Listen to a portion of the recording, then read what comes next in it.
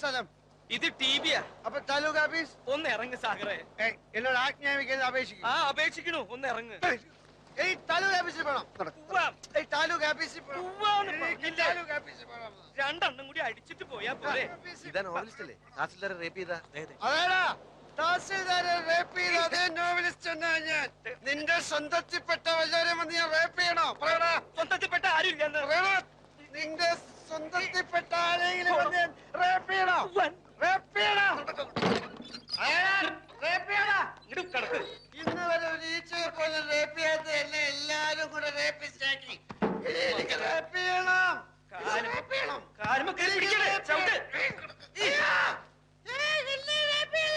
എനിക്ക് റേപ്പ് ചെയ്യണേ.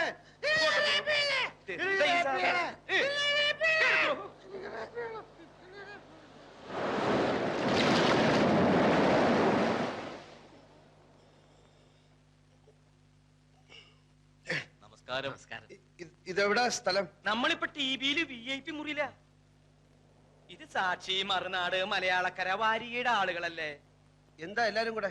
മരുപ്പച്ച തേടിയുടെ 9ാം അധ്യായം ചാക്യാർകൂത്തിന്റെ ക്ലൈമാക്സ് നാളെ കമ്പോസ് ചെയ്തില്ലെങ്കിൽ അധ്യായം മുടങ്ങും. പാതി വഴിക്കും നോവൽ അവസാനിക്കട്ടെ. സാഗർ കോട്ടപ്പുറം എന്ന നോവലിസ്റ്റ് മരിച്ചു പോയതിനാൽ നോവൽ നിർത്തുന്നെന്ന് പരസ്യം ചെയ്തോളൂ. അതേടോ, സാഗർ കോട്ടപ്പുറം എന്ന നോവലിസ്റ്റ് മരിച്ചു. ഇപ്പൊ ഈ നിൽക്കുന്ന അയാളുടെ പ്രേതമാണ് ഇവിടുത്തെ തഹസിൽദാരുടെ രക്തം കുടിക്കാൻ വന്ന പ്രേതം.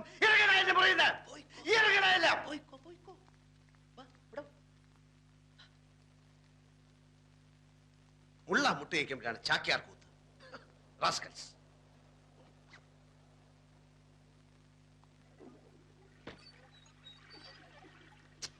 ഇയാളെന്താ പോവാത്ത? അവന്മാരെ ഇറക്കി വിട്ടത് നന്നായി. കേരളത്തിന്റെ പ്രിയപ്പെട്ട നോവലിസ്റ്റ് അകത്തായപ്പോ അയാളെ ജാമ്യത്തിലെടുക്കാൻ ഒരുത്തനും വന്നില്ല. നന്ദിയില്ലാത്ത വർഗം.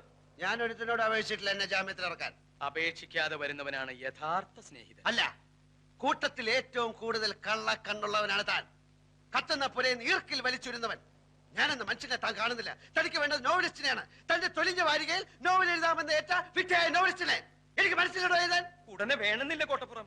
എങ്കിലും ഒന്ന് ഓർക്കുക, നമ്മൾ പരസ്യം ചെയ്തിട്ട് 5 ആഴ്ച കഴിഞ്ഞു. നമ്മളല്ല, താൻ. ഇവിടെ തന്റെ കണ്ണി അടിച്ചു പൊട്ടിക്കും.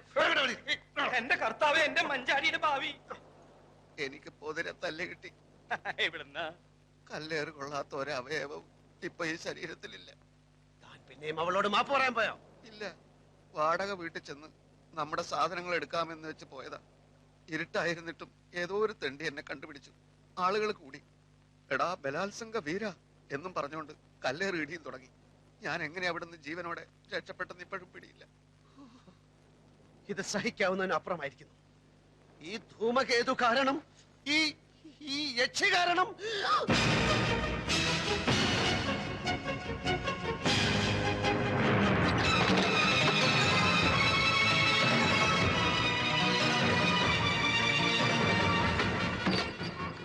ഒറ്റയടിക്ക് അവളെ റേപ്പ് ചെയ്ത് നശിപ്പിക്കാൻ പാടില്ല. പൊന്മുട്ടയിടുന്ന താറാവിനെ അങ്ങനെ കൊല്ലാൻ പാടില്ലല്ലോ.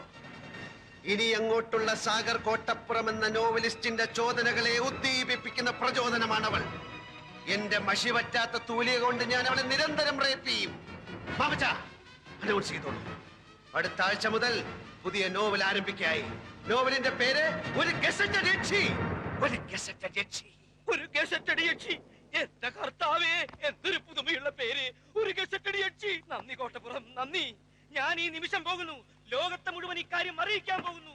സാഗർ കോട്ടപ്പുറത്തിന്റെ